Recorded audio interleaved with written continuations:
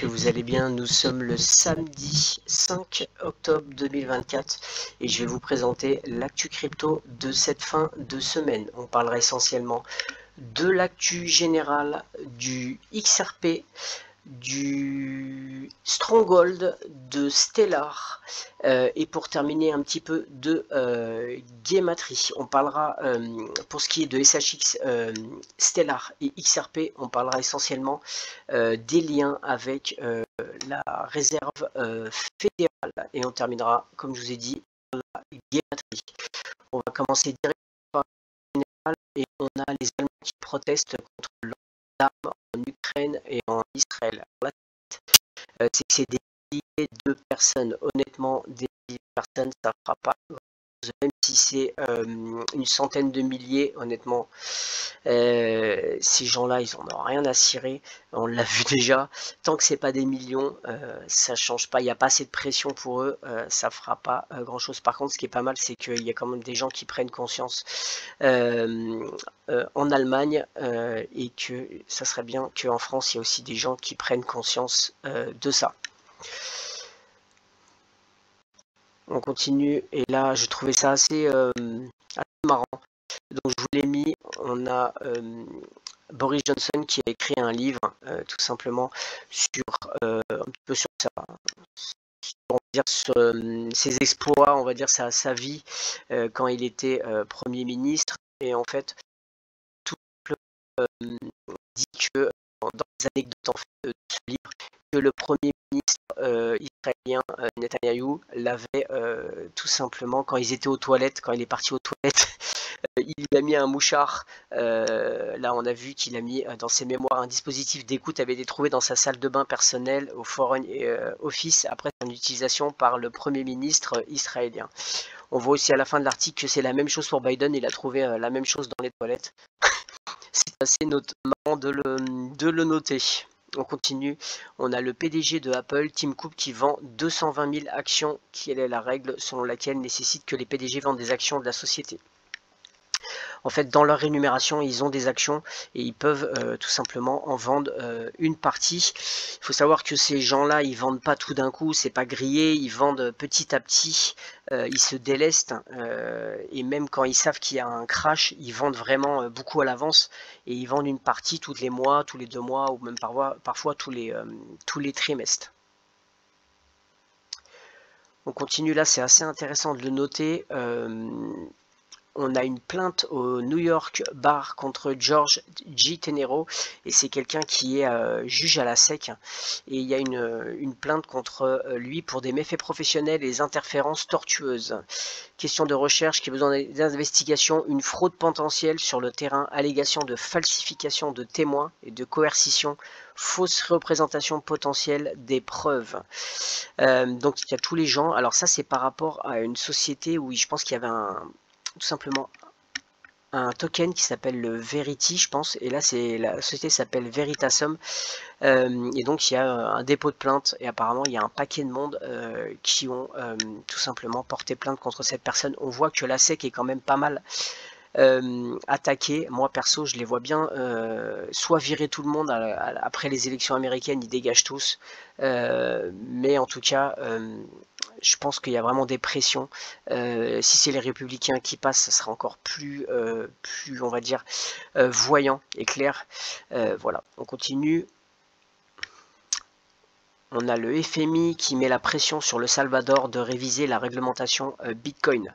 Selon le Fonds monétaire international, le Salvador a un taux de croissance annuel du PIB de 3% et environ 144 millions de prêts en cours. Alors il met la pression en fait sur le fait que pour eux il y a trop, ils voudraient limiter en fait l'exposition du Bitcoin au secteur public. Au secteur privé et aux institutions, il n'y a pas de problème. Par contre, le secteur public, voilà, pour lui, c'est trop, c'est un peu risqué selon le FMI. Il faut savoir que au Salvador, c'est une monnaie qui est légale, le Bitcoin maintenant là-bas. Et moi, ma question, c'est ils veulent limiter en fait l'exposition. Par contre, quand c'est BlackRock qui achète, Là, par contre, on va pas lui dire vas-y doucement, tonton. Non, non, il n'y a pas de problème. Là, ils peuvent acheter, ou même Fidelity, ou même plein de ces gros fonds d'investissement. Eux, ils peuvent acheter et il n'y a pas de problème. On va rien leur dire. Il y a juste des lois, mais qui sont à deux vitesses. On continue. C'est intéressant de le noter, on a la Bank of America qui a été tombée en panne et les utilisateurs signalent que leur compte affiche un solde vide lors d'une panne généralisée. Près de 20 000 clients ont déclaré avoir du mal à accéder à leur compte et ils avaient surtout leur compte qui était complètement vide pendant un certain temps. Est-ce que c'est des tests pour le ICE9? On verra ça plus tard. Voilà. On continue, on a Swift qui va tester les digital asset transactions avec les grandes banques. Donc en fait Swift va passer tout simplement au système numérique avec les grandes banques. Et là, pour les gens qui sont pas réveillés, c'est quand même flagrant. Si vous comprenez pas à quoi servit le Bitcoin, soi-disant le Bitcoin c'était pour le peuple et pour justement lutter contre les grandes banques. Alors si maintenant vous avez des connexions entre le système Swift qui va utiliser les cryptos, les rails numériques avec les grandes banques, donc utiliser le même système que par exemple le Bitcoin, la blockchain, etc.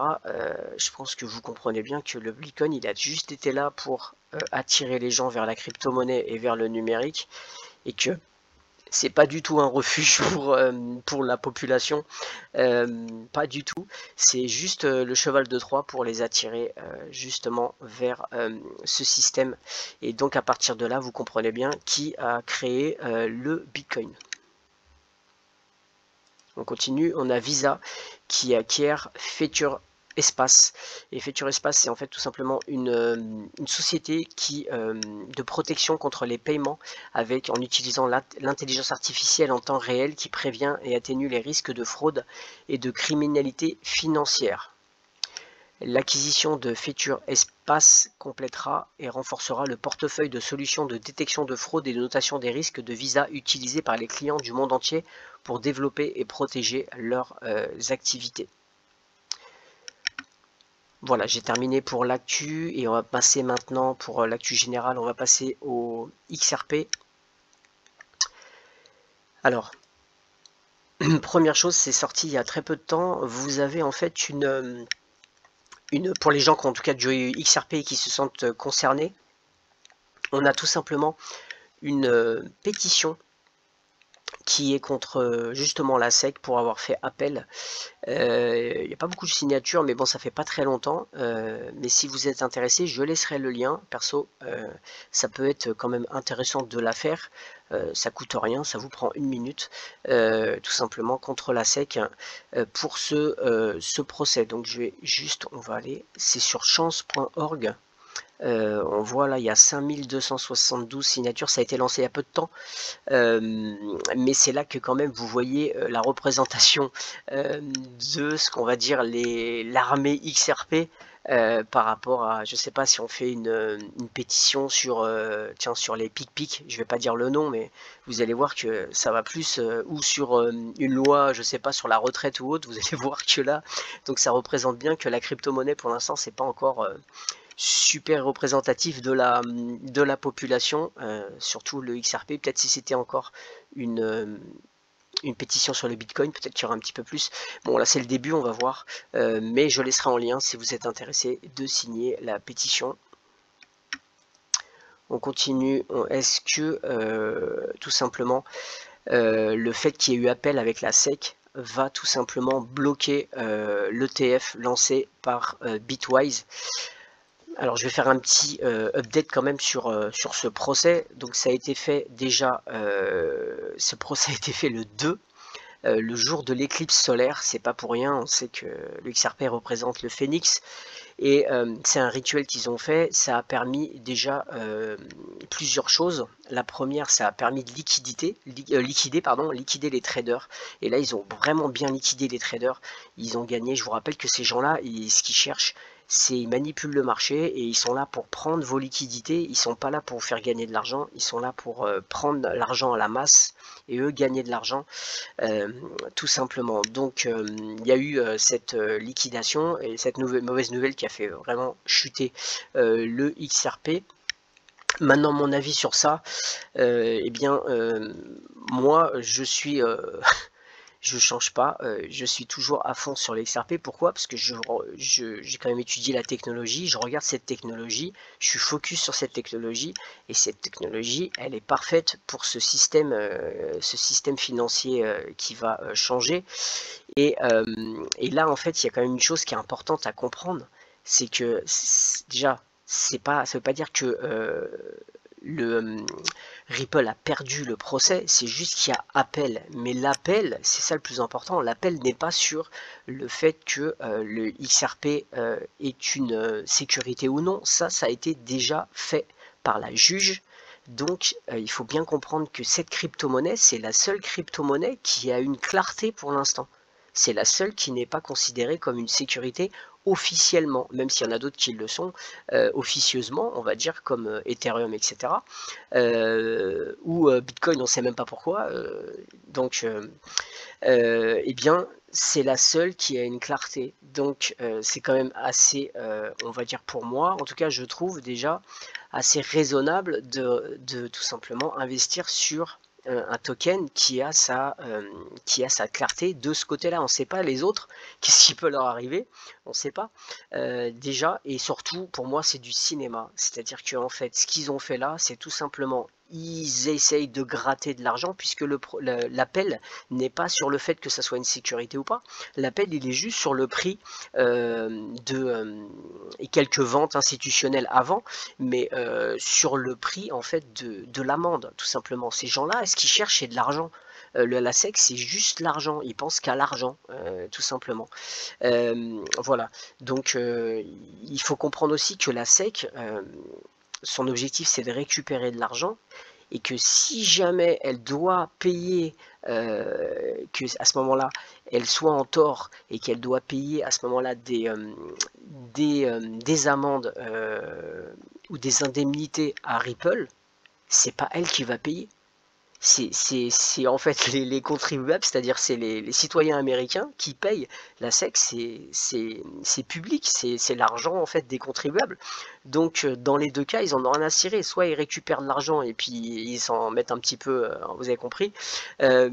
Soit à ce moment-là, ils s'en foutent. C'est les Américains qui payent. Donc à mon avis, déjà c'est une histoire d'oseille. Deuxièmement, je pense personnellement qu'ils sont tous de mèche, c'est-à-dire que ça soit la SEC, que ça soit Ripple, tous ces gens-là pour moi ils sont tous de mèche, c'est juste que c'est pas prêt. Est-ce que pour l'instant le monde s'est écroulé? Non. Est-ce que l'économie elle s'est encore écroulée? Pas du tout. Donc ils ont besoin encore de temps. Il faut que tout s'écroule avant que le XRP puisse être utilisé. Donc pour moi, et puis il n'y a pas encore les régulations non plus. Donc pour moi, c'est juste un gain de temps. Ça leur permet d'avoir tout simplement un gain de temps. C'est du cinéma. Ils ont fait d'une pierre trois coups. Ils vont peut-être le procès va se terminer avec une amende un peu plus élevée. Ils gagneront de l'argent. Ils auront liquidé des gens, donc ils auront gagné de l'argent. Donc ça leur fait déjà deux coups, et troisièmement ça leur permet d'attendre pour être dans le timing parfait pour pouvoir lancer le XRP. Voilà en tout cas mon analyse sur ça, mais il faut rester focus sur le fait que pour l'instant le XRP il a eu sa clarté et l'appel n'est pas sur ça, mais sur tout simplement le prix, et sur aussi je crois peut-être des ventes institutionnelles qu'ils avaient fait à une certaine époque. Voilà. Donc pour ce qui est du XRP ETF, bah là on va voir ce que va faire Bitwise, on ne sait pas trop. Il faut bien comprendre qu'il y a aussi une chose, c'est que le XRP n'est pas, forcément Ripple, c'est pas qu'aux États-Unis, ils ont une toile d'araignée dans le monde entier. Et donc même si au pire des cas aux États-Unis ça serait banni, vraiment au pire des cas, ils ont une grosse utilité dans tout le monde entier. Et donc, quand il y aura une utilité, le prix va exploser. Ils sont pas obligés d'utiliser, ils peuvent très bien dégager et et aller partir dans d'autres pays. C'est pas un problème. Mais on sait très bien que ça sera pas le cas, que tout ça c'est du cinéma et que les États-Unis ne veulent pas être à la traîne au niveau des innovations technologiques. Ils veulent pas du tout être à la traîne, au contraire. Donc ça, il n'y aura pas de souci de ce côté-là. La seule chose, vraiment la seule chose qui pourrait, moi qui, on va dire à 99%, je suis sûr sur le XRP de cette technologie, mais la seule chose qui pourrait effectivement me faire peur, mais en même temps je serais content, c'est que en fait, alors je vous explique pourquoi je serais content, c'est que tout simplement si, pour moi, la seule chose qui peut arriver, c'est que les gens se réveillent, mais vu la masse de zombies, franchement, je vois pas comment ils peuvent se réveiller, mais qu'à ce moment-là, la masse se réveille et disent tous non à ce qui est les CBDC, qui disent tous non à tous ces trucs numériques, et à ce moment-là, effectivement, le XRP, à ce moment-là, Ripple, il tombe. Parce que s'il n'y a pas les CBDC, s'il n'y a pas ce système numérique qui va être utilisé, que les gens disent, bah non, on va faire que du cash, je peux vous dire que c'est complètement cuit, mais vous avez des gens en haut qui connaissent très bien la psychologie des gens, ils savent comment manipuler la masse avec l'ingénierie sociale et tout simplement endormir les gens pour pas qu'ils soient au courant des choses qui se passent et puis qui comprennent le danger parce que la technologie elle est belle, mais la façon dont ils vont l'utiliser, je peux vous dire qu'elle va être sale. Donc la technologie c'est toujours bien, mais ça dépend comment on l'utilise. Et là, ça va vraiment être utilisé pour du traçage, pour vraiment des choses que voilà qui. Donc c'est le seul truc, c'est si les gens se réveillent et disent non à tout ça, effectivement, bah, vous pouvez dire bye bye à tout ce qui est vos investissements technologiques. Voilà. On continue. Et là, je tenais juste à vous mettre ça, c'est que le vice-président de la SEC, juste quelques heures avant qui est le procès de l'appel de la SEC qui soit lancé, a démissionné, enfin a dit qu'il allait démissionner lancer sa démission pour le 11 octobre 2024. Et donc cette personne, c'était le président adjoint. Et c'est quand même bizarre que ça soit juste avant. Est-ce qu'il y a eu une embrouille?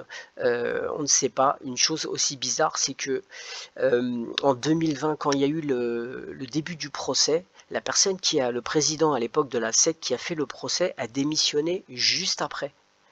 Donc c'est quand même étrange, et là vous avez l'autre qui fait appel et vous avez le directeur adjoint qui fait sa démission juste après aussi. C'est quand même, je trouve, assez étrange. Voilà, et pour les gens qui paniquent un petit peu pour le XRP, que ça va mal se passer aux États-Unis, etc., eh bien regardez, le 22 le 23 octobre 2024, Banque de la Réserve fédérale de Philadelphie. Et on va aller sur l'agenda de la conférence. Je vais essayer de vous trouver ça.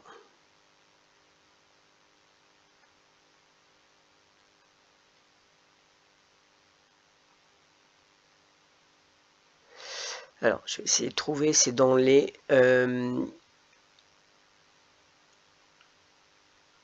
paiements innovatifs.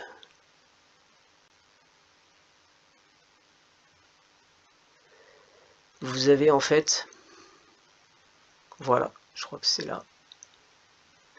Voilà, c'est ici. Vous avez les récentes innovations paiement ici. Et là, qu'est-ce qu'on voit? Vous avez Bran Garringhouse qui est convoqué et vous avez Chris Larsen qui sont convoqués. Les deux sont convoqués donc pour tout simplement les innovations récentes sur les paiements. Donc vous avez quand même, ça continue quand même, vous voyez, ils travaillent même avec la réserve fédérale, il n'y a pas de souci. Donc, don't worry, ne vous inquiétez pas. On continue et on a Ripple qui a minté 42 millions de RULSD en 24 heures. C'est assez intéressant.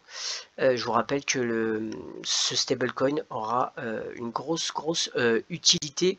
On continue, on a les BRICS et le Japon qui adoptent le XRP indépendamment de l'appel de la SEC. Comme je vous ai dit tout à l'heure, de toute façon, ils peuvent l'adopter. C'est pas une sécurité, ils peuvent très bien l'adopter, la technologie. Il n'y a pas de problème. Ce qui me dérange dans cet article, souvent, c'est je crois que c'est Time Tabloid. Voilà. Vous avez CryptoTank, une figure de proue de la communauté XRP sur X, a récemment commenté sur la situation entourant le XRP, rassurant la communauté face à l'incertitude. En fait, si vous cliquez sur le tweet, la personne donne juste son avis, mais il n'y a aucune source, c'est-à-dire qu'elle ne va pas justifier en vous montrant des choses. Et du coup, moi, ça m'ennuie un peu comme que en fait, que ces articles sortent sans qu'il y ait vraiment des sources. Mais on le sait très bien que ça soit le Japon et les pays des BRICS, on sait qu'il y a des connexions et aussi, on peut aussi le voir au niveau des achats. Quand vous allez sur Fiatleak, vous pouvez voir qu'en Asie, il y a beaucoup d'achats. En Corée et au Japon, il y a énormément d'achats de XRP qui entre autres se font. On continue, on a Ripple qui, en fait, au Brésil s'associe avec Mercado Bitcoin, qui est l'un des plus grands échanges de crypto-monnaies en Amérique latine, pour lancer le paiement transfrontalier en utilisant la crypto-monnaie. Donc ça continue à se développer et ça c'est très bon. Pareil, on a ici Ripple qui défie le blocus des États-Unis. Malgré le blocus des États-Unis, Ripple s'étend au Brésil en investissant avec Ace RCO Finance. Voilà, donc encore plus de partenariats et c'est tout bon. Et bien écoutez, j'ai terminé tout simplement. On va passer au lien entre, alors je vais vous expliquer, c'est un petit peu entre tout simplement la Stronghold, Stellar et le XRP Ledger.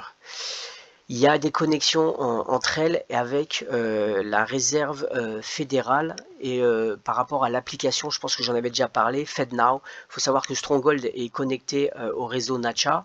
Il est aussi au plus grand réseau de paiement aux États-Unis qui est ACH et aussi FedNow. Et en fait, on va essayer un petit peu d'analyser comment le XRP et SHX en fait sont connectés tout simplement à FedNow. Alors là, il y a on va essayer. Je vais vous mettre une petite vidéo rapide sur. Il faut comprendre que à la base, Stronghold avait en 2019 avait tout simplement grâce, alors c'est hyper important, grâce à l'ILP, c'est-à-dire Interledger Protocol, ils avaient mis en place en fait un stablecoin, le Stronghold USD, en intégration avec l'Interledger Protocol. Et ça c'était en 2019. Maintenant, ce qui s'est passé, c'est que il y a eu ça s'était mis en suspens.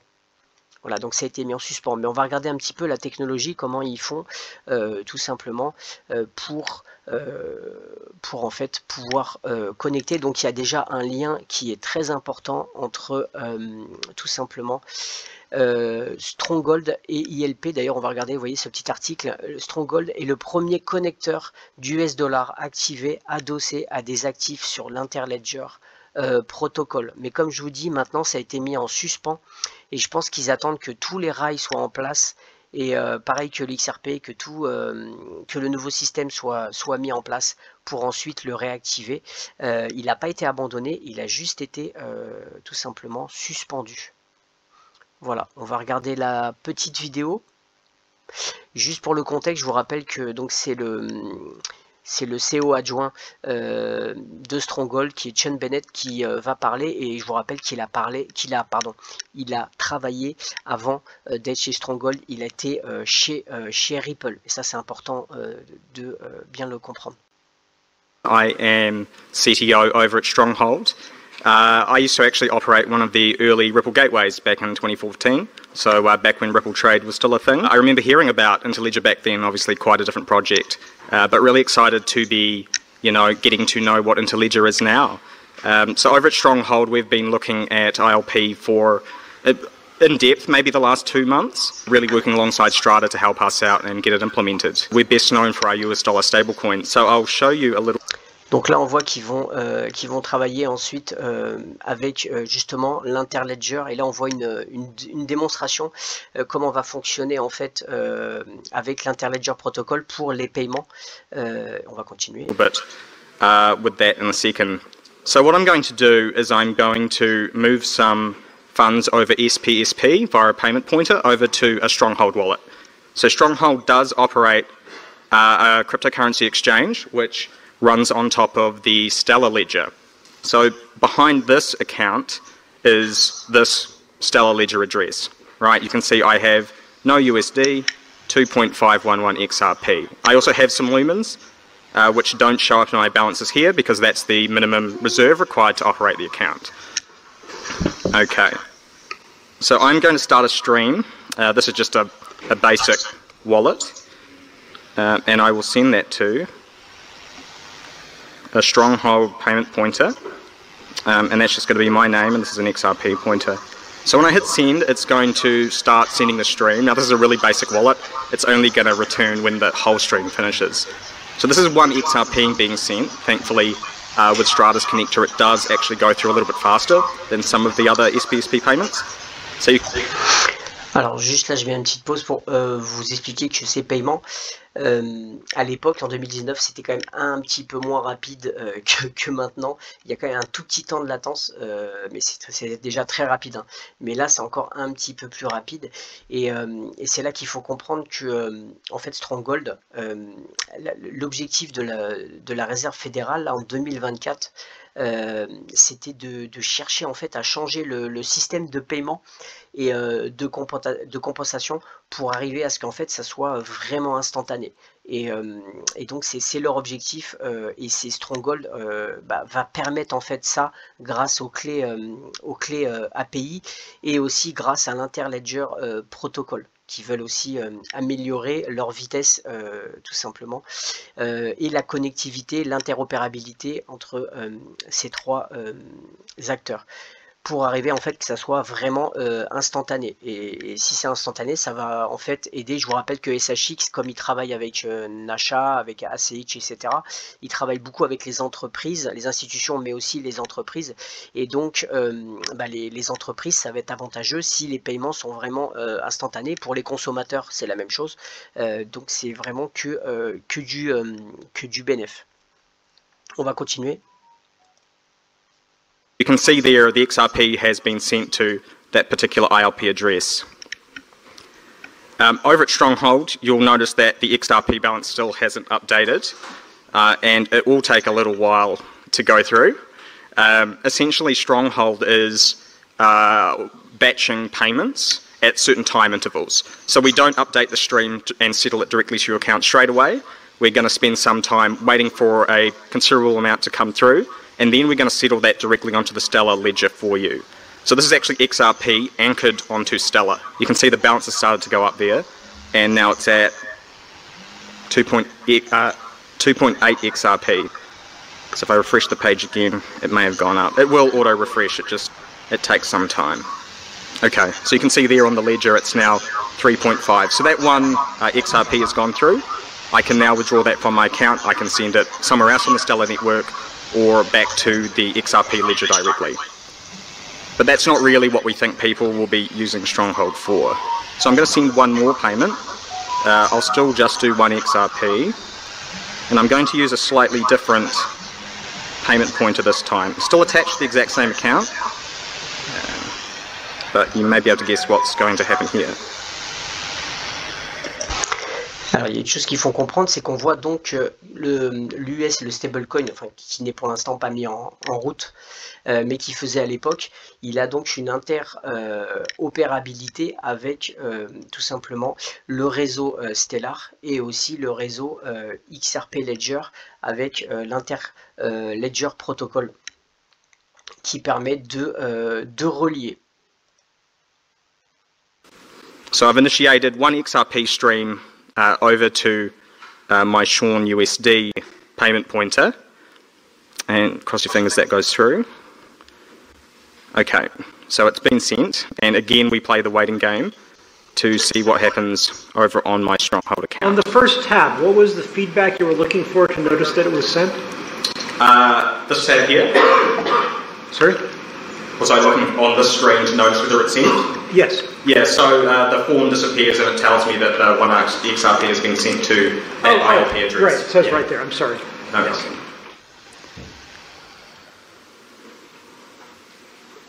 So I'm going to refresh the page, see if anything's come through. Okay, it's starting to come through, right? There we go. So hopefully we'll see that tick up over the next few seconds. Essentially what's happened there, it's actually hit the trade book here. So I'm on the XRP USD market, and you can actually see up in the top right hand side, you can see two trades made, one for 0.22 XRP and one for 0.78. So those are two batches of that one XRP that went through. So they were sold on the market and they've been settled to my account. So you can see there it's 36 cents, which is the value of one XRP.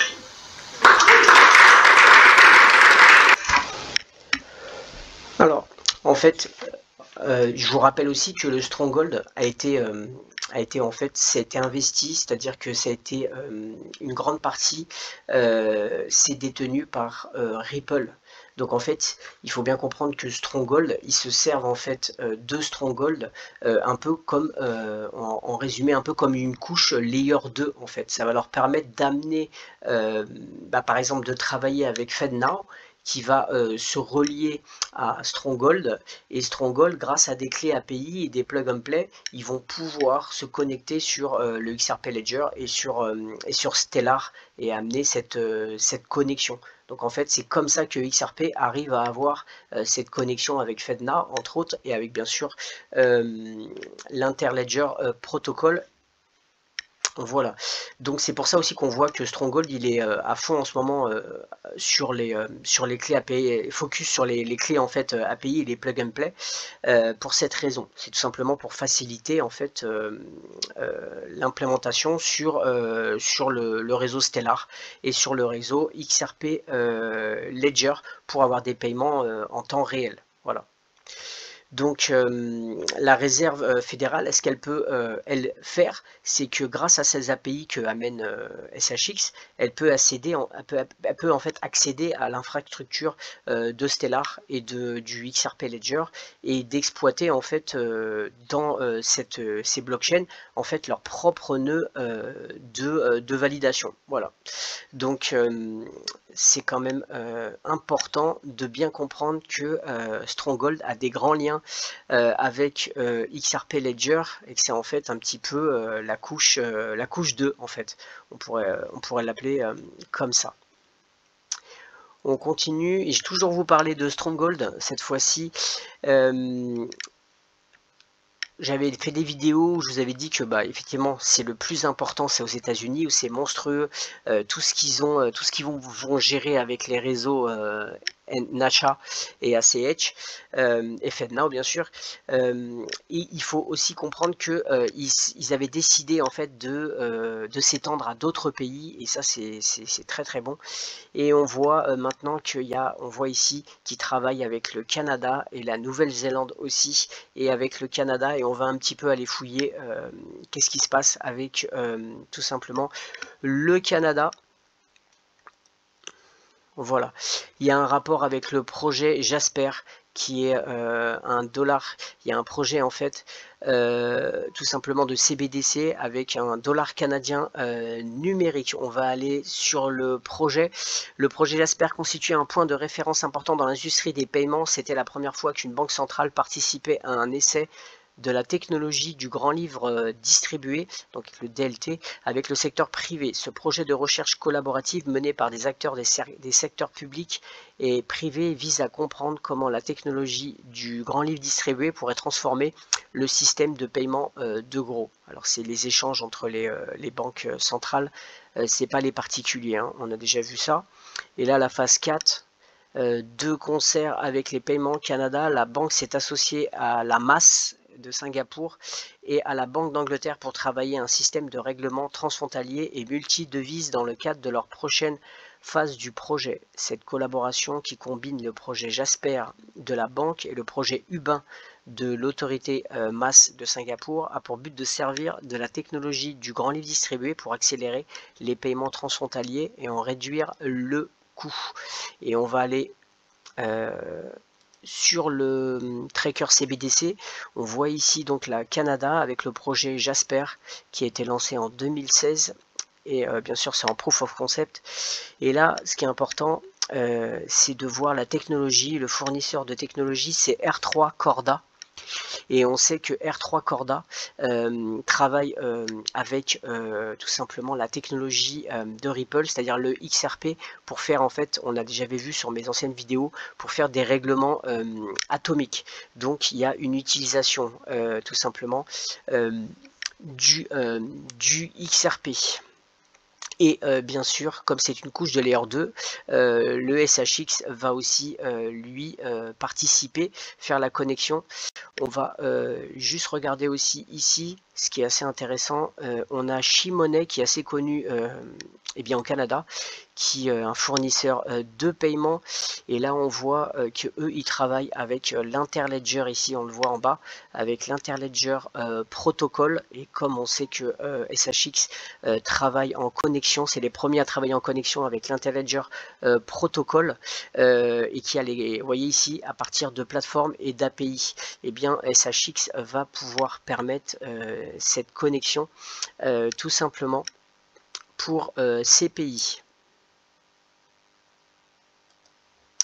Ce qui est aussi intéressant, c'est qu'on sait que eh bien, Stronghold a acheté 222 Labs, cette entreprise on avait déjà vu, qui donne la conformité, qui aide en fait les entreprises à avoir une solution clés en main pour expliquer et pour leur donner en fait des clés pour pouvoir arriver à avoir la norme ISO 222, et ça va permettre donc aussi à Stronghold d'avoir cette conformité et aussi d'avoir beaucoup d'entreprises, de pouvoir avoir plus de clients encore qui seront dans ce nouveau système de messagerie de paiement numérique. Voilà. Et alors en fouillant, on peut voir que justement cette entreprise bosse bien et qu'elle tout simplement elle a eu l'approbation du vice-président et chef de produit de Visa Canada. Pareil pour le PDG de Président Canada Mastercard. Donc pareil là pour la maison de compensation IBM Canada GBS, pareil, Association canadienne d'assurance vie et santé, Paiement Canada, FIS Global. Donc on voit qu'il y a vraiment un partenariat et on sait que derrière Labs, eh bien c'est tout simplement la société Stronghold. Voilà, donc c'est tout bon pour SHX. J'espère qu'ils vont ensuite continuer à s'implanter dans d'autres pays, dans d'autres états. Ça serait encore plus cool. Mais ce que j'ai hâte surtout, c'est que tout simplement ce système commence à se mettre en place. Il faut d'abord les régulations. J'ai terminé et maintenant on va parler tout simplement un tout petit peu de Gematry. Alors, je vous avais annoncé qu'il n'y allait en Gematry, je voyais qu'il n'y avait pas d'appel. J'ai peut-être mal interprété les choses dans la mesure où en fait c'était les dates correspondaient en fait tout simplement entre le 9, c'est parce que moi je pensais que c'était le 9 qui allait avoir, s'il n'y avait pas d'appel le 9, effectivement c'était une date qui correspondait tout simplement avec le début du procès, mais en fait ça voulait pas forcément dire que c'était la fin du procès, ça voulait juste dire que ces deux dates étaient en connexion. Et là, ce que j'ai fait, c'est que pour regarder en Gameatry, j'ai regardé la date du début du procès, qui était le 22 décembre 2020, et la date où ils ont tout simplement eh bien fait ce qu'on appelle l'appel, donc le 2, c'était la date de l'éclipse, le 2 10 2024, et quand je regardais ça, je vois, qu'est-ce que je vois? On en a déjà parlé, le 911. Donc ça voulait dire que c'était pas bon. Maintenant, pour trouver ça, franchement, c'est trop balèze. Il fallait faire tous les jours de l'année, sur plusieurs années, pour voir s'il y avait un 911 qui allait passer. Franchement, il faut avoir beaucoup de temps pour faire ça. Moi, j'ai un travail, je fais des vidéos, je peux pas, je fais d'autres choses aussi à côté. Je peux pas tout faire, mais par contre, ce qui va m'intéresser, c'est que je vais rester en fait sur cette date du 22 décembre 2020 et essayer de chercher s'il y a d'autres dates qui correspondent par la suite dans fin 2024 et 2025. Je vous tiendrai au courant si je trouve des choses intéressantes, mais ça c'est quand j'aurai le temps parce que c'est franchement super long à chercher. Voilà ce qu'on va juste faire. On va juste regarder cette date qui est le 3-10-2024 qui est passé. C'était la fête juive qui s'appelle Rosh Hashanah. Donc cette date, qui est juste le lendemain de l'éclipse solaire, est importante. Vous voyez ici, vous avez ce 57 et ce 57 va être important. On va juste voilà, on va taper Rosh Hashanah, c'est déjà tapé, et ici vous avez en réduction 57, donc on voit bien qu'il y a une connexion avec ce 3 octobre 2024. On va rester sur cette date de Rosh Hashanah et on va aller sur le 29 janvier.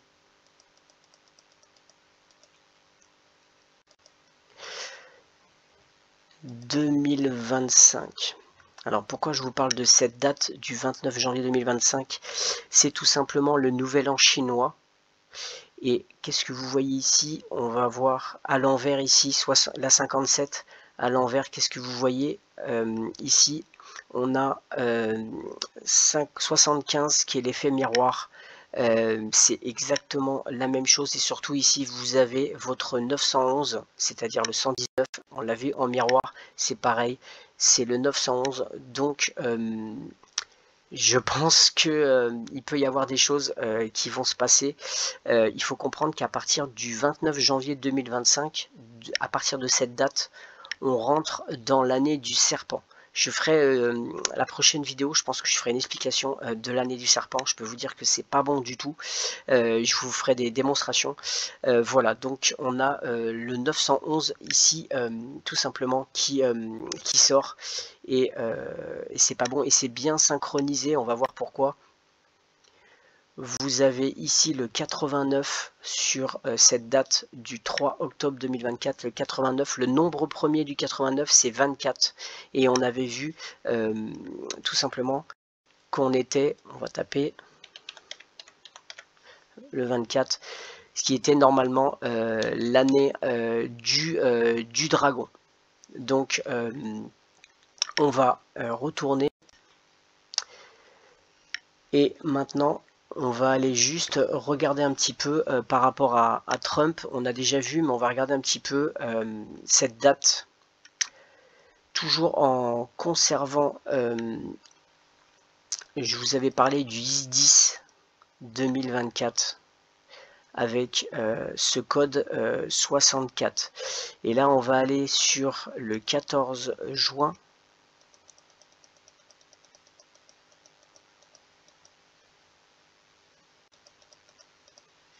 14 juin 2024, ici vous avez votre code 911 par rapport au 10-10. Donc je ne sais pas, il peut y avoir quelque chose qui se passe le 10-10 ou le 9. Des fois ça peut être, si on fait include date ou pas, ça peut être la veille ou parfois même le lendemain, mais généralement c'est plutôt le jour même, le 10-10-2024, il peut peut-être y avoir quelque chose. Vous avez votre, regardez la structure, vous avez votre 64 ici et le 64 ici. Bah, il y a un lien, il faut savoir que Trump est né en miroir en 46. Il faut savoir aussi que Kamala Harris est née en 64. Il y a un lien entre tout ça. Donc je ne sais pas ce qui va se passer le 10, mais il peut peut-être y avoir quelque chose. Vous avez votre 911 ici. Une dernière chose. Le 14 juin 2024.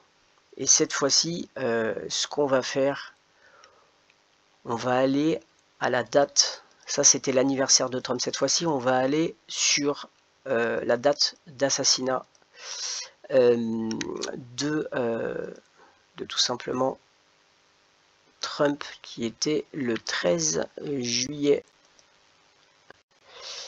si je ne me trompe pas, non pas 2026, 2024. Et regardez la structure.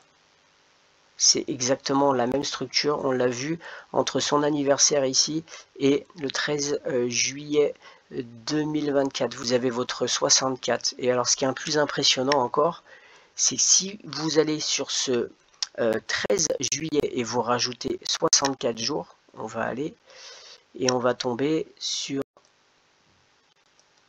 le 15 septembre 2024, c'était la deuxième tentative d'assassinat de Trump, 64 jours ici, après sa première tentative, on a encore ce 64, et là vous avez le code 68, ici, et là c'est évidemment 68, c'était comme c'était la tentative d'assassinat,